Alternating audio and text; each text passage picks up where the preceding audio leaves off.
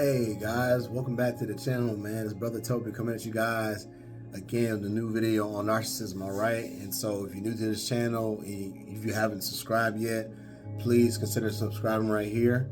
You know what I'm saying? You can follow me on IG at king.kunta85, or you can follow me on Facebook, my regular name, Edward Toby. Twitter, you can follow me on Twitter or whatever, same thing, with the underscore in the middle of my name or whatnot. Or King Kunta, I'm sorry. Yeah, King_Kunta85 on Twitter. So like I said, man, I'm trying to keep the series going with different levels and types of narcissism. And so what I want to go ahead and share within an ample amount of time here is, oh, by the way, see my teen spirit, Duval. I left my gold fronts out for this video, man, because I want you guys to be able to understand me, you know what I'm saying, whenever I'm speaking and talking or whatnot.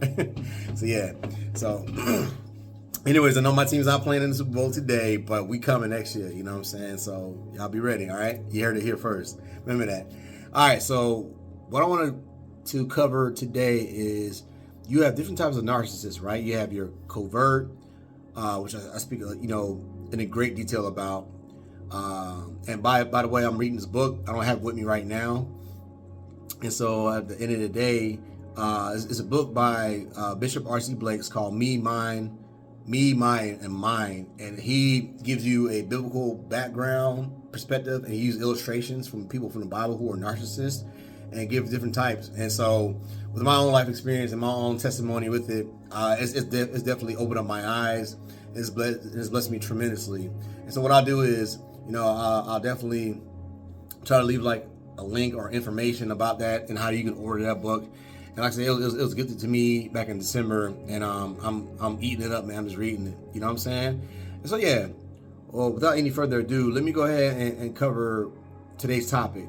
I want to discuss the malignant narcissist, okay? The malignant narcissist. Recently, I was watching Netflix the other day, and one of the videos, new videos for the month came up. It's a video I seen like long time ago, like over 20 years ago, or just about 20 years ago when I was still in high school. It's a movie by Jennifer Lopez, and I can't remember some of the actors and actresses' names in it, but it was a movie by her. She's like one of my crushes growing up in the 90s, you know what I'm saying? I mean, I wouldn't marry her, but still a bad chick, you know what I mean? And so, yeah, so in this movie, it's called Enough, all right? And in the movie, which, if you haven't seen it, I encourage you to look at it on Netflix. It gives you the perfect illustration of a male malignant narcissist. Now, I haven't seen really any female or, woman malignant narcissists or whatnot, but this gives you textbook malignant narcissism, you know what I'm saying? And it'll definitely open up your eyes, right? So here we go. So in the movie, she plays a waitress named Slim. And in the movie, she's working, she's busting tables, she's doing her thing. And this is like one guy who keeps coming in, and I guess he felt the need to try to make a wager about how many days it'll take for him to take her home and do adult things, right? I say it like that. And so the gentleman that was behind him, called him out on it, and he appeared to be like this knight in shining armor. So what I would say right there is that when it comes to malignant narcissists, they appear to be like a hero. They often play a heroic type figure. And in her case, he, in that sense, called a guy out who made a $150 bet, and he's like, hey, you ever come back here again on some tough guy type stuff, right? And then, Slim, J-Lo, and her friend, who's another waitress, was like, oh my God, he's so romantic. Yeah, you should go talk to him. And certain scenes went on, and every major change or shift in the movie, they coined it the beginning or the setup or the getaway. You know what I'm saying? So it kind of will tell you or give you a small sample of foreshadowing, right? And so what happened? So yeah, so next thing you know, they end up talking. Next thing you know, they're on a date, and he's talking to her. He's rapping with J-Lo, man, saying this sweet nothings in her ear. Then he proposes to her. They get married. He buys a house, and he's an architect, which is a very, very prominent profession, I would say. And he has a lot of power. So then and there, malignant narcissists, they have to have some type of power or authority, which all narcissists do. They mind you, they have to feel important. They must be the center of attention. They have to be the one who dominates and controls, right? And keyword dominate. So he buys a house, he gets the girl he wanted, right? And boom, now mind you, this is all like orchestration, right? So as time goes on, you know, J-Lo, she gets pregnant, they have a baby, whatever, or she was expecting, so he buys a house, he gives a retired guy a heck of an offer, takes that house, and boom, mind you, everything is beautiful at first, and then boom, the baby's born, you know, and it's older movies back in like early 2000s, so you still had, you know, flip phones and you know, maybe pagers for those who are more, you know, in the business profession, right? Like he was, right? So he gets a random call or a random page, and he's like playing it off in the hospital as he's holding his brand new daughter. Oh, this is nobody, baby. Don't worry about it. Time goes on, and more of those instances keep happening. And so what happened was he gets caught, you know, messing around. And so right then and there, you know, J-Lo, she's mad. She's obviously upset. And he woos her over like, oh, babe, I'm sorry. I promise I'll do it again. She forgives him. Next cut scene happens. And then out of nowhere, the same thing's been going on. Because now J-Lo, she noticed that he's coming home late. So it goes from this beautiful man who was just like this hero, knight in shining armor, now it's declined to like an anti-hero, then darn near villain. You know what I'm saying? So boom, they into the argument. She's like, yo, I smell her perfume on your neck. Where you going at? Blah, blah, blah. And J-Lo's like, and mind you, she's an empath in this movie. All right. I would definitely tell you that she's definitely the empath in the relationship, who are sympathetic. The only, because I'm an empath too, we only want understanding so that we can fix the issue. But to the malignant narcissist, as the gentleman was, by the way, his name is Mitch, M-I-T-C-H, Mitch, or Mitchell, whatever. So Mitch was like on this God complex, like, oh, you know, I'm an architect, I'm successful, I got money, I look good, I get any woman I want. And then lo and behold, as J-Lo spazzing out on him, he just smacks her. She's like, did you just hit me? He's like, yeah. Well, you want me to punch you? Then boom, Dexter, man, and everything else. And then just, as she's laying on the ground holding her face, like, yo, this dude just hit me. And then he calls the girl's name out, like, hey, babe, you know, because Slim, like, listen, you know, if I'm working, you know, it's like, again, God complex. Hey, listen, I got you. I got a daughter by you. I got this nice house. What do you have? What do you bring to the table? Just dogging her out, right? He says to her, yeah, like if I want to spend a few hours, you know, at Valerie's house, you know, I think that's one of the girls' names that he was messing around with, or Helen's house. And hey, I'll be at Helen's house for a few hours, but when I get home, I expect my food to be on the table. I expect my house to be clean. All kinds of like dictatorship type stuff. And that's not what marriage is. So, long story short, as the movie progresses, Slim had a plan to escape the relationship and the marriage, and so she had to, you know, get in contact with certain people to do so. And so, without telling too much of the movie, she ends up like, you know, taking her child from the relationship. Couldn't find out the guy from the diner who made the bet. Him and Mitch were actually in cahoots with each other from jump. So they made a bet as to who will get Slim first, and Mitch happened to be the person. But the guy who was in the diner is a cop. So Mitch has these people, these, I would say, flying monkeys in the movie. That is, you know, as Slim was traveling from different places, trying to get away from an abusive husband, you know, trying to restart her life. He cuts her accounts off by taking all the money out, that's why, you know, and hopefully you guys can track each point I'm making. Because of narcissism, they have to have some type of control. So in this case, he was in control of their finances. He's a prominent money maker. So anytime you have a narcissist who is the bread maker of the home, or the one who brings home the bacon or whatever, they're gonna feel like a need to assert their authority over you. Hey, I'm getting all the money. Hey, I'm entitled to all these benefits. Hey, you need to do this. And that's how he treated Jennifer Lopez in the movie, right? And so, gonna find out, Slim gets in contact with her dad, her estranged dad, who wasn't really great at first, but somehow along the way he ends up sending her some money, so she had to cut her hair, change her life around. But this dude got different spies or flying monkeys, you know, keeping an eye up on Slim. You know what I mean? And come to find out, he finds her in this house that she was staying at for a few months because she had to wait for a custody hearing for child custody. And then in the meantime, she goes to California, LA, San Francisco, starts taking boxing classes, and it got to a point to where, you know, her and Mitch actually fought, because now the empath is becoming more empowered. She has people around her. She had a friend of hers slept in her house, so that way, you know, just in case old boy pull up, which he did, and then his cop friend was chasing her down.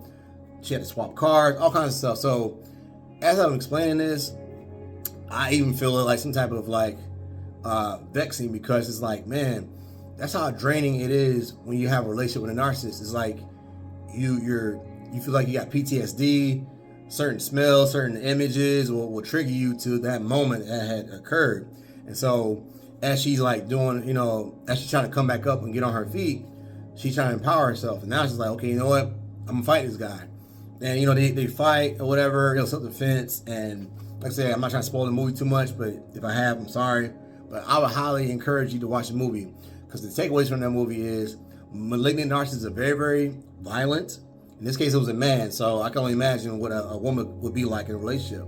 He was a CEO or some type of prominent figure. And even in the movie, after they split ways, this dude's still entertaining different girls.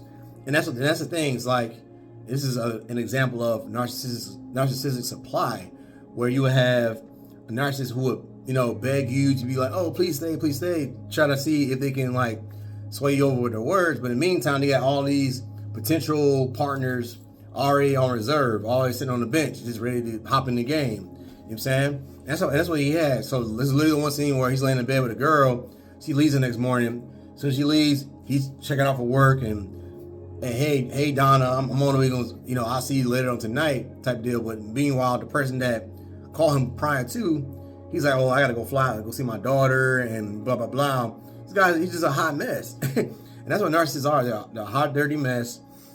And so they'll have their supply, whether that be people that they can control to assert their authority, like the cop friend and the hitman, because he has to try to have J-Lo hit up. She's tracking as to what was happening. So went into a building, came out wearing a whole different outfit and hair and all the other stuff. You know what I mean? That's how, you know, you got to be on your, you know, keep your head on the swivel as far as being, you know, stalked by the narcissist, which that's something that they would do.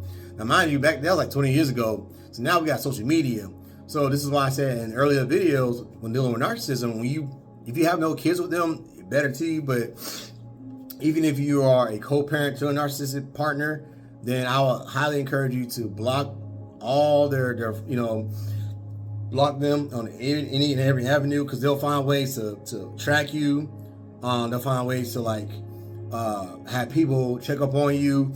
And so, you know, but if you're living a good holistic life, you have nothing to worry about. But even now, like one of my exes, man, recently, I just been hearing something this past month. Like, you know, my ex was like, yeah, you know, he's ugly, he's a you know, a bad father, or whatever the case may be, or, you know, he cheated on me. Now, mind you, in that relationship that I was with, right, I cut off a lot of my, you know, friendships with my you know, female friends, all because of the fact that I was with this jealous, narcissistic type of person. And that's what they would do. So in the movie, you see how Mitch was trying to isolate her, even to the point to where her friends outside in the van, because she's like, I'm getting out of this, man. This dude wakes up, he's tracking as to what happened. And so, yeah, he's in there beating her down. And so they came in the house, and he had his gun. So they woke up the daughter, took Slim, J-Lo, and the daughter, Gracie, that was her name, and went somewhere. But at that point in time, he's already like making false statements to the cops, like, hey, my daughter's been kidnapped by her mom type deal. You know what I'm saying? So it's just like a long train of nonsense that the narcissist would do just to get people to be won over to their side. So yeah, they made all these allegations about you or whatnot. And so block them in any chances you can. Change your number if you can. You know, have no types of, you know, in a good marriage or a good relationship, especially I'll say more so marriage in this case. I would encourage, you know, have a similar bank account with a healthy partner who's not narcissistic. Keyword, somebody that's not narcissistic. You know what I'm saying? That way, you know, if the person is a narcissist, there's just more and more control for them to take money from your checking accounts and basically rob you out of a shotgun. And like I said, I know plenty of brothers I've experienced that with. You know what I mean? That they tell me, hey man, She was jacking me for this and this and this, man, and saying that, oh, we use this for bills, but then all of a sudden this person got Amazon packages coming in through the mail, you know what I mean, or buying this expensive gifts, but ain't there one of the bills getting paid. It's just crazy. So overall, money is a major, I'll say, influence when it comes to narcissism. How they will use that to buy what you want and be and their budgeting is just non-existent, because it's all about self-image, self-improvement, how I can look good in front of a world and keep pushing off this facade of who I'm really not. You know what I mean? And so I just want to look like I got it all together, even though I don't have it all together. You see what I'm saying? And so yeah, so great movie. Again, it's on Netflix right now. It's called Enough with Jennifer Lopez. You can't mess that up. It gives you perfect descriptive, I'll say exhortation of what a malignant, narcissist looks like. And there's another movie where it's Idris Elba and Taraji P. Henson. I can't remember the name of the movie, but it's like a movie where Idris is a guy who's in jail, and he's trying to, get out early due to good behavior. And one of the counselees of the board for that approving thing there was saying like, hey, I did my research on this guy. He's a malignant narcissist, very jealous, very, very swaying, get the gab, all kinds of stuff. And as the guy is explaining this guy's behavior, Idris's behavior, side note, he starts to, snap a little bit. He starts to lose control. And that's what happens when these people feel like they're not in control. They have to have domination over you physically, in case, from most males. Again, I don't know how it is for women, but of course, if I find a woman example or a movie example, I'll share that, next video session. But so again, they're very violent, they're very, very dominating. Like, they have to have power and authority, like all narcissists, and that's that. You know what I mean? So again, this is my example. I thought I'll share with my audience here, and hopefully it helps. But next time I'm gonna try to cover. I think I've already done covert narcissism enough, so I'm gonna find the next topic. I might deal with more so grandiose narcissism, and see where we go from there. But again, I'm not trying to give any secrets away. But as I learn, because mind you, I'm learning in this life too. You know what I'm saying? I'm learning, I'm building, I'm sharing with you guys. So again, thank you for watching the video. I pray that you guys have a great day. Be safe on the Super Bowl Sunday. And like I said, my team will be there next year. You know what I'm saying? We're going to make the playoffs. You know what I'm saying? I can't say the same thing for the Cowboys fans. You know what I mean? So I've been in the same spot for over 26 years, so I don't know what to say. But yeah, my franchise, we're in a rebuilding right now, and so we coming next year. But all right, love you guys, man. Peace, blessings. Have a great day.